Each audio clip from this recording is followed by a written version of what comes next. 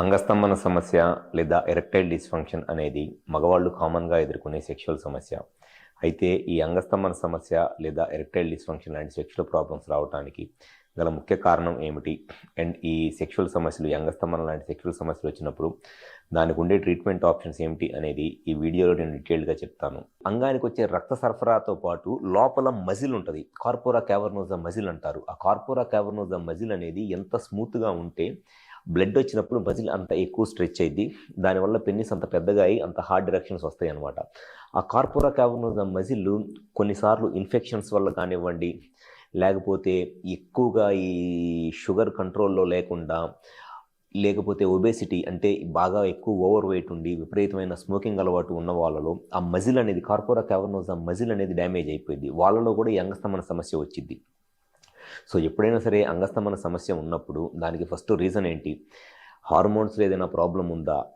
పెన్నిస్కి సంబంధించిన రక్తనాళాలు నరాల్లో ఇబ్బంది ఏమైనా ఉందా?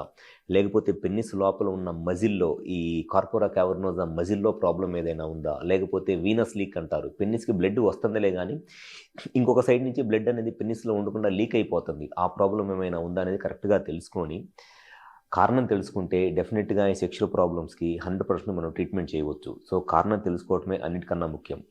చాలామంది చేసే మిస్టేక్ ఏంటి అనంటే, వాళ్ళకి అంగస్తంభన సమస్య రావడానికి కారణం ఏంటో తెలుసుకోకుండా ప్రతిదానికి వైగ్రా ట్యాబ్లెట్స్ వాడుకుంటా ఆ ట్యాబ్లెట్స్తో సెక్స్ ట్రై చేద్దామని అనుకుంటారు. సో ఆ వైగ్రా ట్యాబ్లెట్స్ అనేది అన్ని రకాలైన అంగస్తంభన సమస్యకి సొల్యూషన్ కాదు.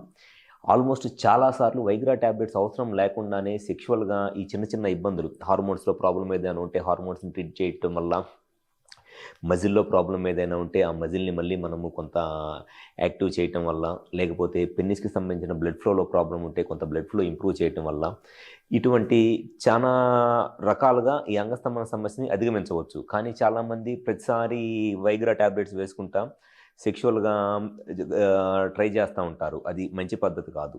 సో ఎవరైతే ఈ అంగస్తంభన సమస్యతో బాధపడుతున్నారో ఫస్ట్ మీరు దానికి కరెక్ట్గా కారణం ఏంటి అనేది తెలుసుకుంటే డెఫినెట్గా మనం ఆ ప్రాబ్లంకి 100% సొల్యూషన్ చెప్పొచ్చు. నేను ప్రతి ఆదివారం ఉదయం 10 గంటల నుంచి మధ్యాహ్నం 1 గంట దాకా రాజమండ్రిలో దానవాయిపేటలో ఉన్న హాస్పిటల్లో ఉంటాను. అండ్ మాకు రాజమండ్రితో పాటు విజయవాడ, వైజాగ్, కర్నూలు మరియు నెల్లూరులో కూడా బ్రాంచెస్ ఉన్నాయి. ఒకసారి మీకు ఈ సెక్షువల్ సమస్యలతో బాధపడుతుంటే హాస్పిటల్ నెంబర్ కాల్ చేసి అపాయింట్మెంట్ తీసుకొని రాజమండ్రిలో కానివ్వండి, ఆదివారం పూట అయితే, మిగతా రోజులైతే విజయవాడలో కానీ లేకపోతే వైజాగ్, నెల్లూరు, కర్నూలులో కానీ కాల్ చేసి అపాయింట్మెంట్ తీసుకుని వచ్చి కలవండి. గ్యారంటీగా మీ ప్రాబ్లమ్కి సొల్యూషన్ చెప్తాను. Thank you.